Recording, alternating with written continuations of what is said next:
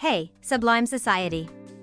Welcome back to another episode where we dive deep into the real issues that hit home for so many of us. I'm your host, Martina, and today we're talking about something that's as common as it is exhausting: perfectionism. Now, I know, perfectionism sounds like one of those fancy words teachers throw around, but trust me, it's something that can sneak up on any of us, especially if you're the kind of person who sets the bar a little too high. Now, here's a little confession. I've always been the typical A-grade student. And I don't mean the I try my best and hope for an A type. I mean the I will stay up until 3 a.m. rewriting an essay just to make sure it's flawless type. Sound familiar? Yeah, I thought so. And here's the thing, whenever I didn't get an A, I felt this overwhelming sense of shame, like I'd somehow failed not just myself, but everyone around me. It was like, what do you mean A, B? Is this a joke? But here's what I've learned over the years: perfectionism is like a hamster wheel. You keep running and running, but no matter how fast you go, you're never really satisfied. And I know I'm not alone in this.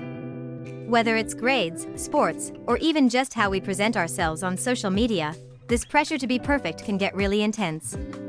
It's like we're all in this unspoken competition to see who can be the most flawless, but at what cost? I mean, how many times have you spent way too long trying to take the perfect selfie, only to end up frustrated and feeling worse about yourself? So, let's break this down. Where does this pressure come from, and why do we let it control us? For me, a lot of it started in school. I remember teachers and parents always talking about how important grades were for my future, and I bought into it, hook, line, and sinker. And while it's true that grades matter, it started to feel like they were the only thing that mattered. If I wasn't perfect, then what was I? Pretty dramatic, I know, but that's what it felt like at the time. But it's not just about school, right? I mean, let's talk about social media for a second. You scroll through Instagram or TikTok, and all you see are these perfectly curated lives. Everyone's got perfect skin, perfect clothes, perfect everything. And even though we all know deep down that it's just a highlight reel, it's hard not to compare ourselves and feel like we're coming up short. Like, when's the last time you saw someone post about their bad day? Exactly. We're all out here pretending like everything's perfect, and it's exhausting. Here's the kicker: perfectionism isn't just tiring, it's also a trap. It makes you afraid to take risks because you're scared of failing. And let me tell you, as someone who used to rewrite assignments just to make sure there were no typos, that fear can hold you back. You get so caught up in making everything perfect that you miss out on opportunities to learn and grow. And the irony? The more you chase perfection, the further away it seems. I remember one time I got a B on a test in a class I usually aced. And you know what?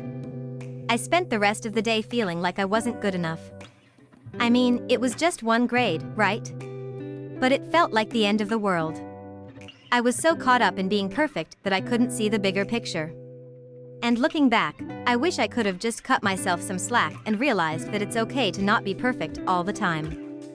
Like, newsflash, nobody is. So, how do we break free from this perfectionism trap? Because let's be real, living like this isn't fun. First off, let's start by giving ourselves permission to be human. That means accepting that we're going to make mistakes, and that's okay. In fact, mistakes are how we learn and get better. If you're always trying to be perfect, you're missing out on some of the best lessons life has to offer. And something else that really helps? Celebrate your wins no matter how small. Got out of bed today? That's a win. Managed to submit an assignment on time without obsessing over every detail? Huge win. These little victories add up and help you realize that you're doing just fine, even if everything isn't perfect. And finally, let's talk about self-compassion.